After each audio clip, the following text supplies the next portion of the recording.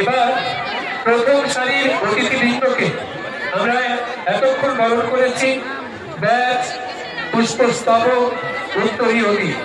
এবার প্রাণীর কিছু উপহার তাদের হাতে অর্পণের পর্ব। প্রথমেই শ্রী সূর্যকান্ত অর্থ মহোদয়, তার হাতে অর্পণ করা হবে স্মারক এবং উপহার। আমি অনুরোধ করবো মঞ্চে বরণ পর্ব চলাকালীন দয়া করে অন্য কেউ আসবেন না, বিনম্র অনুরোধ। স্মারক, সুদৃশ্য স্মারক, আর সেই সঙ্গে এখানকার চিরায়ত সংস্কৃতি